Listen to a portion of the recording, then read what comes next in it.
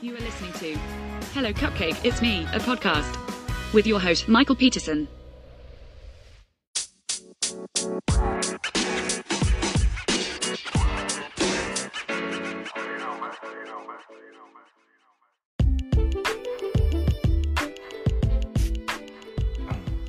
Hey everyone, Michael here with Hello Cupcake, It's Me, a podcast, and today is January 25th, 2024, and this is season 2, episode 3, and thanks for checking this out.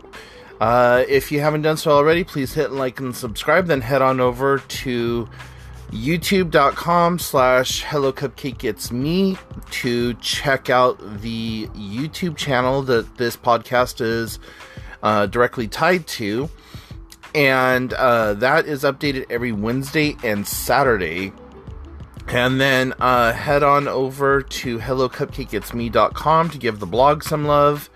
Follow me on all the different social medias, and also check out my upcoming book by going to cdsthebook.weebly.com. The book is scheduled to be published in March of 2025.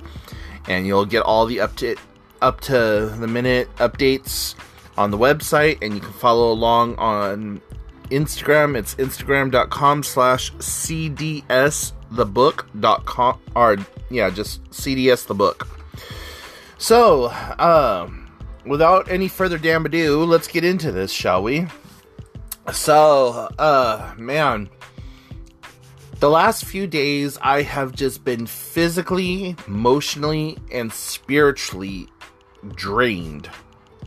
A couple of days ago, well, about 2 weeks ago now, maybe a little bit longer, my friend James passed away.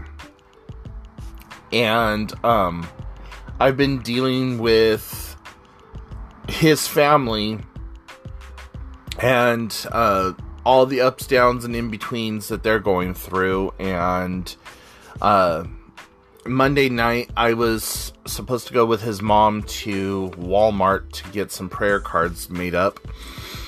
And we went there, and what was only supposed to take about 45 minutes ended up taking almost 4.5 hours.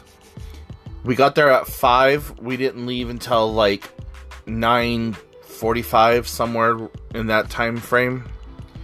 And I ended up not getting home to my house until about 10:15, 10:30. So I was done. I was exhausted. I was drained. I was just everything. And so I'm still playing catch up from that right now. And Wednesday, I didn't go to the YMCA. I just stayed home and I slept most of the day.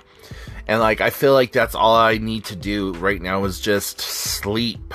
I am so freaking tired. I don't want to do anything, but at the same time, I want to do everything. I know that makes absolutely no sense. Trust me. I deal with that quite a bit, where I want to do everything and nothing all at the same time, and there's no rhyme or reason, up, down, in between, whatever else.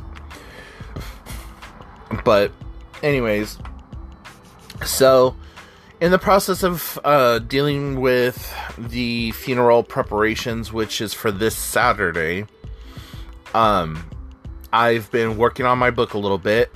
I am happy to say that I have 24 more entries to go, and I'll be done with the manuscript, and then it's sending it off for line editing and all that other cool stuff. So I'm excited and scared all at the same time because of how close to being done everything is.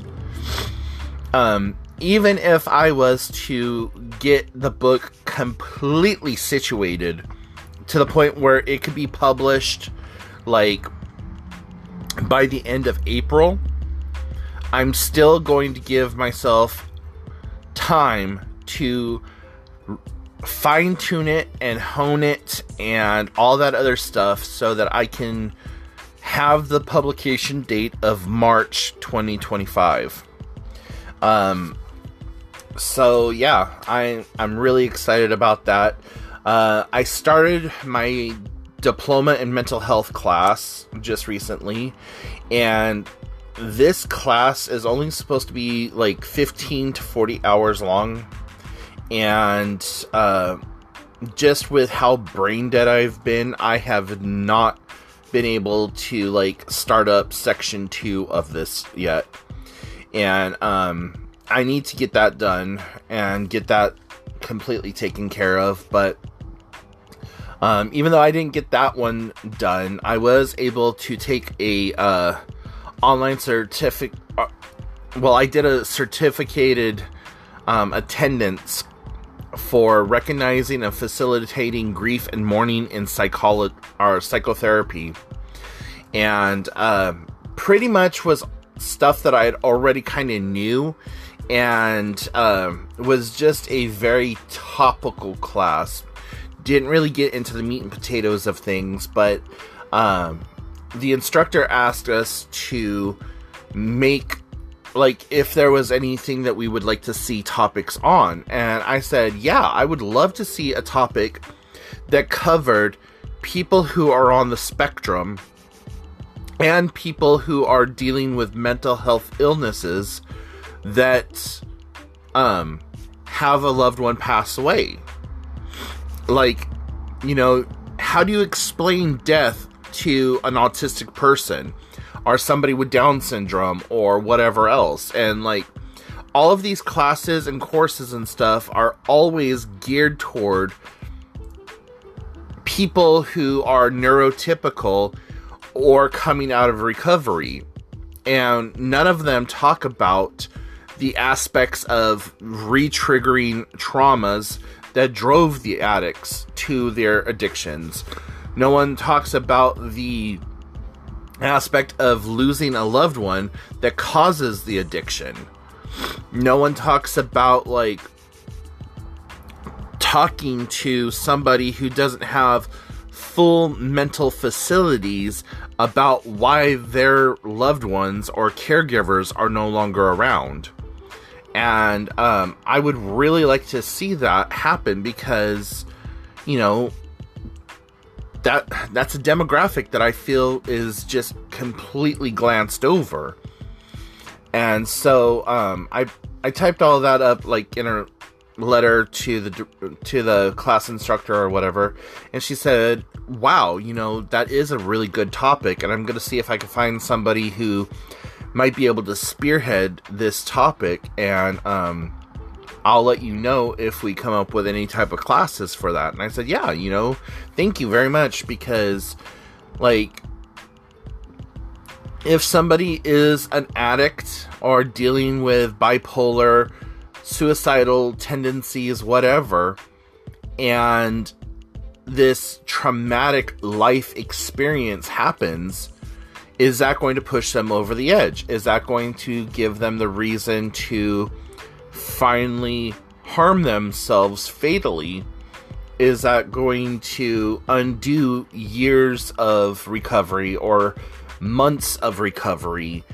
And, you know, as counselors and as peer counselors, we need to know how to best handle all aspects of clients or patients or whatever monocle you want to put on them, so in that way we are not re-traumatizing, and we have everything that we need in our toolkit in order to better serve the entirety of the community and the populace that may come in.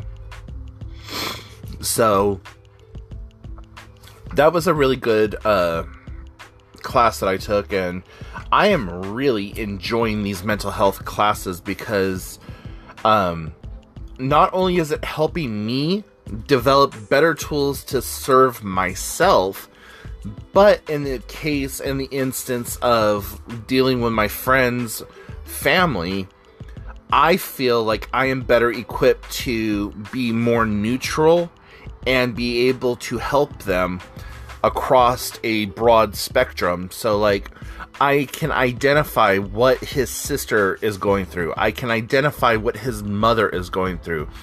I can identify what his girlfriend is going through, and so on and so forth, and like able to talk to and reach them all on a significant level and be able to not only validate their feelings, but help them with the process of moving on.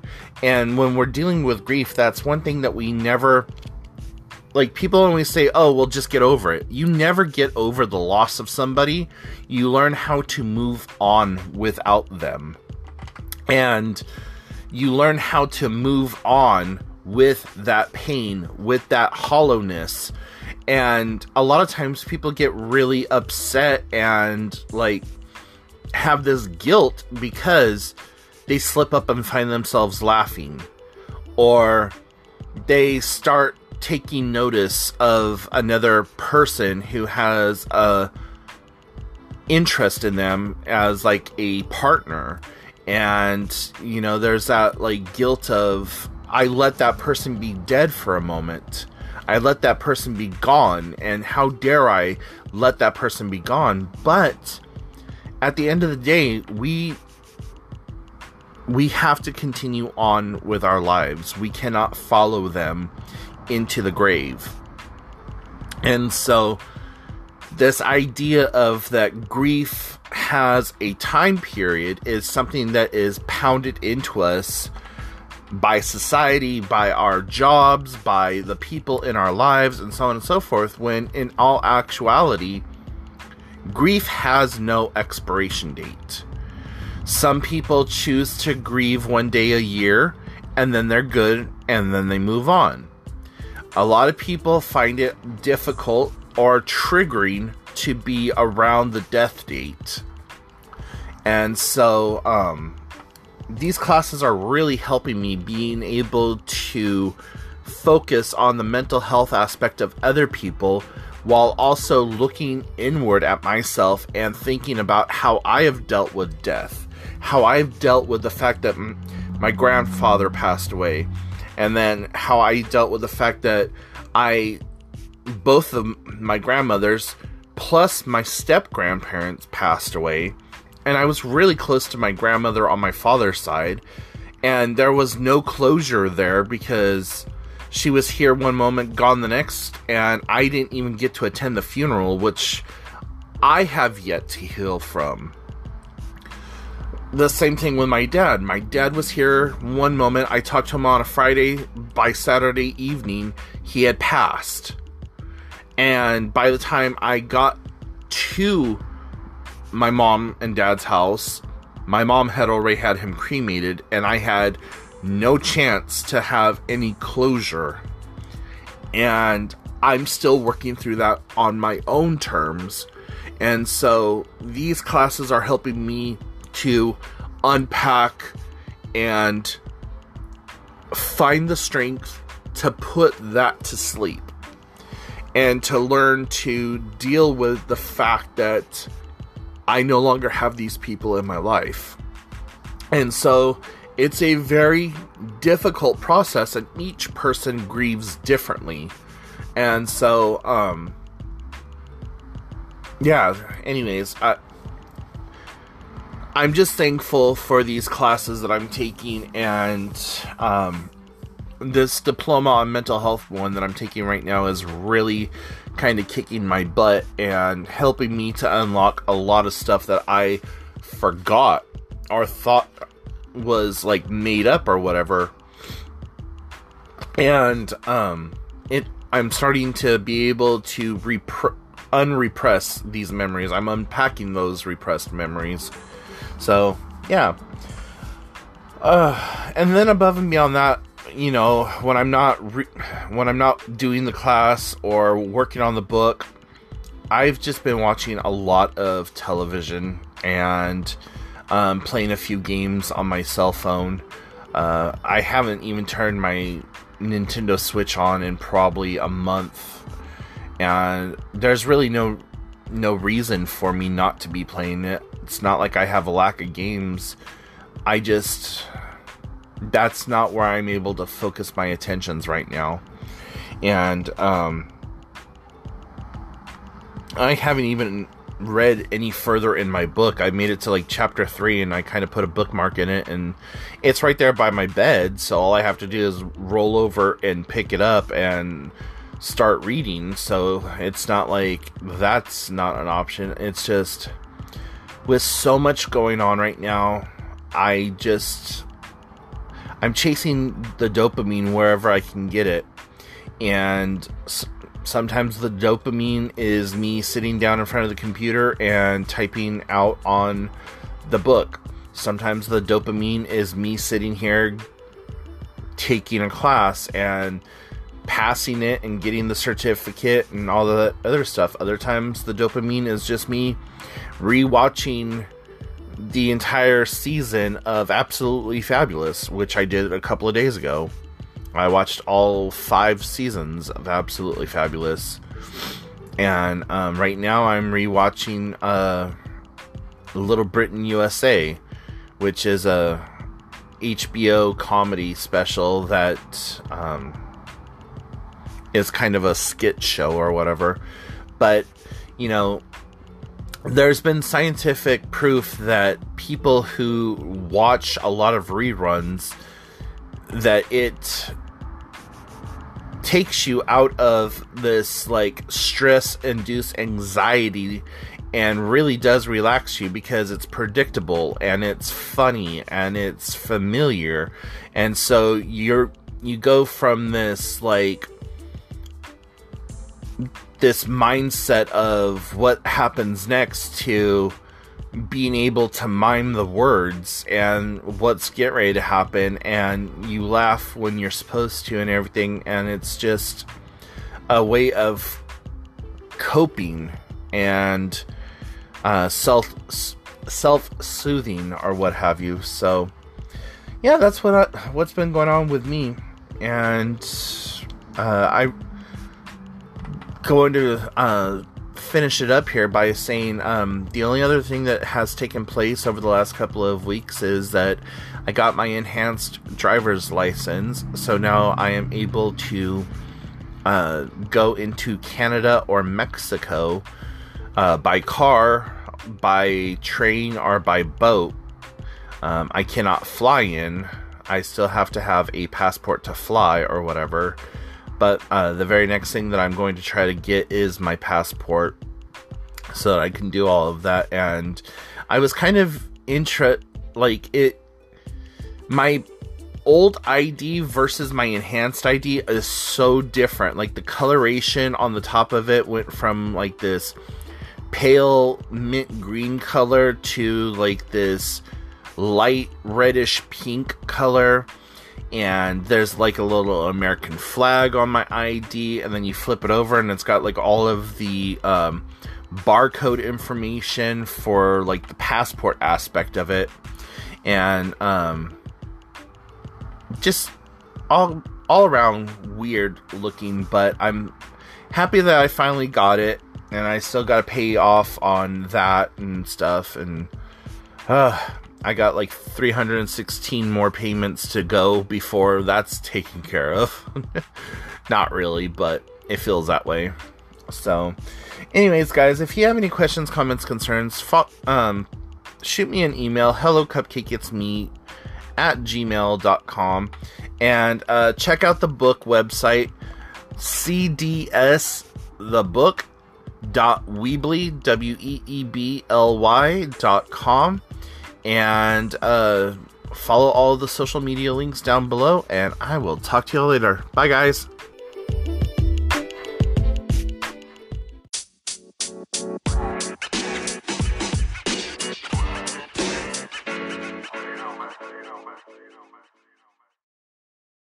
Thank you so much for tuning in. You have been listening to Hello Cupcake, It's Me, a podcast with your host, Michael Peterson.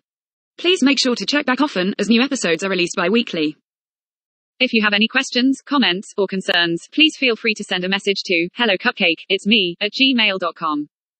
And until next time, stay happy, safe, and keep doing the best you can with what you have been given.